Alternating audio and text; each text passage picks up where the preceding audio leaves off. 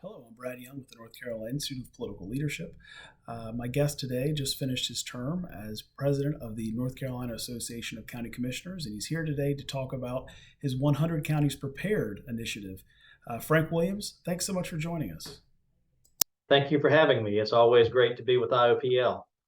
So you just finished this term as president Right. of the North Carolina Association of County Commissioners. Tell us a little bit about your time leading up to that, and how you used your time in office, particularly that 100 county initiative. Well, and the way our system works is way back in 2018, I was elected second vice president. So you move up second VP, first VP, president-elect, and then president. So that gives whoever's in that role has had 3 years to prepare. When I first got elected second vice president, my ultimate presidential initiative was not even on my radar as far as what I would want to focus on. Exactly 20 days after I was elected and sworn in, Hurricane Florence made landfall just a few miles east of where I currently stand, and did a number on Brunswick County and surrounding counties. And when Florence left, I knew what my initiative had to be because I had observed that there was just a complete lack of training on emergency preparedness for elected officials. There was plenty for our staff, plenty for our law enforcement, but little to no training that's suitable for elected officials and tells us what our job is and what our job is not when there's an emergency. And every elected official I know is going to feel like they've got to do something when there's an emergency. They're not going to be that one person that's missing in action. And the problem with that is if they don't want to know what to do, they're probably still going to do something. So we created this initiative, 100 Counties Prepared, to help fill that void and create a training program to educate county commissioners and other elected officials on what an emergency is and what our job is in an emergency. So in that one day of training that you hosted, what were some of the highlights that really that helped some other county representatives get up to speed on some of these emergency management or emergency preparedness subjects? We covered a lot of different topics, and the first thing I want to say is I'm very proud that 61 county officials from throughout North Carolina graduated from this. And it's not 61 counties because some counties did have multiple graduates, but we did have 61 people complete the class. We started out the day with just an overview of the phases of an emergency, all the North Carolina laws that apply in an emergency, the terms, all the things you need to know, and who has what power under law. And that was, I think, about a 3-day class crammed into 1 hour. Most of the people came out of it like, what in the heck did I just hear? Because it covered so much, and it helped the elected officials, all of whom are part-time in county roles, understand just how important this process is and just how complex it is. After that, we had a session moderated by 2 current county commissioners who were professional emergency managers in North Carolina in their professional life before they retired. And that was really insightful to hear the 2 of them talk about how it looks from both sides of that table. And they discussed what a commissioner's role is and what a commissioner's role is not. And they have a unique advantage in that they've been on the other side and seen commissioners do a lot of things that help, but also get in the way. The real message that came out of that was during the event, stay in your lane. Don't try to be the emergency manager if you're not the emergency manager, and don't get in their way. After lunch, we shifted and talked about crisis communication and had outstanding crisis communication professional from the Washington area who just moved to Wilmington, followed by Brunswick County's communication director who shared some insights from being on the ground. And then we rounded it out with a panel discussion that had 2 emergency management rock stars, which are Brock Long, who was the FEMA director, and Mike Sprayberry, who is North Carolina's retired emergency management director. And at the end of the day, all 61 graduates got a certificate of completion signed by myself as NCACC president, but more importantly by the North Carolina Director of Emergency Management. And that department is fully on board with this program. And I think we're going to have an ongoing working relationship with them to make sure this is not the only time this training happens.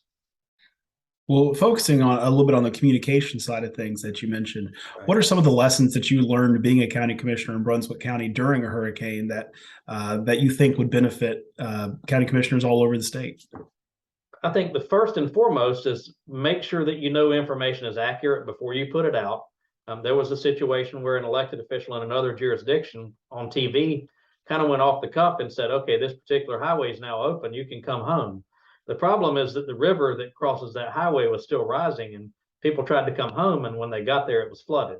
So verify information before you put it out, have a protocol in place.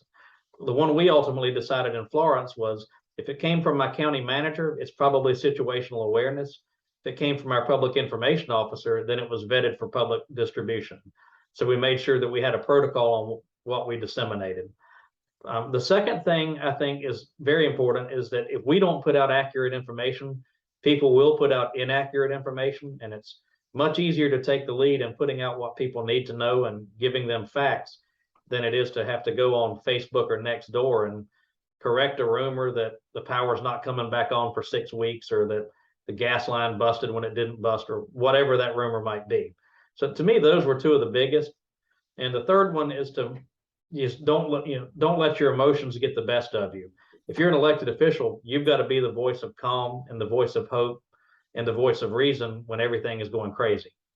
And if the commissioner goes crazy, what do you think everybody else is going to do?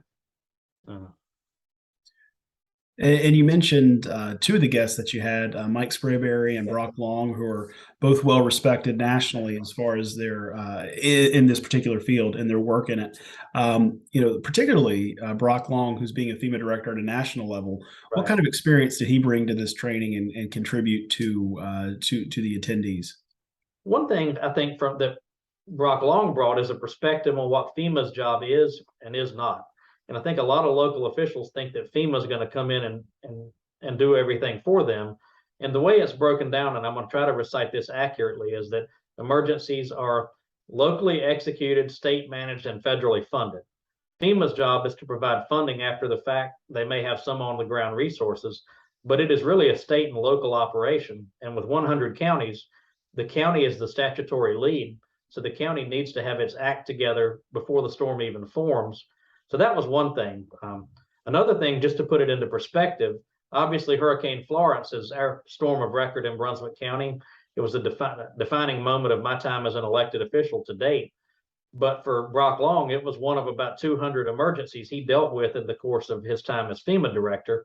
And to him, it's not even on the scale of the big ones. He had Hurricane Michael and some others.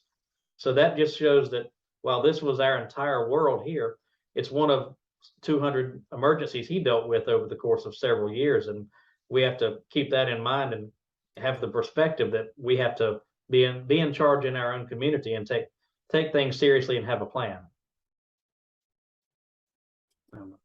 Well, Frank, thank you so much for joining us. Before Absolutely. we leave, one final question. You're someone that, and particularly around your experience with hurricanes, you led a class for us during the pandemic about leadership in a crisis, and along the same lines of the quality of information and how you disseminate that information to your constituents.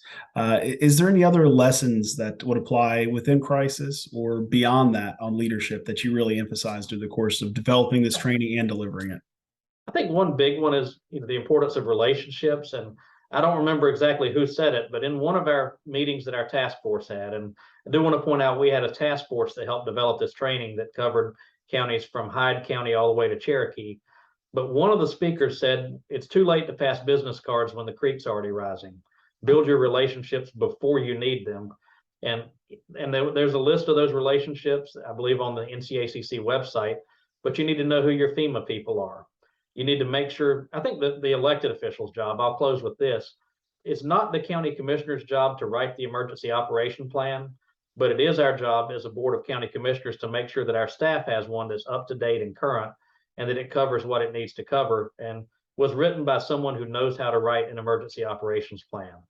It's not our job as a county commissioner to run the emergency, but it is our job to make sure that our staff has the resources they need to do it and that we have the right staff to run it. And where we can help is in the leadership of making sure those plans are in place in the preparation phase, and then being a voice to the public, working with our staff to be that voice in the recovery stage after the fact. During response, if we do anything, we need to make sure we're helping and not getting in the way. So I'll close with that. Well, Frank, thank you so much for being here. Congratulations on your term as president. And I'm so thankful to know that this training is going on for leaders across our state, but particularly during hurricane season. I hope they don't have to use it.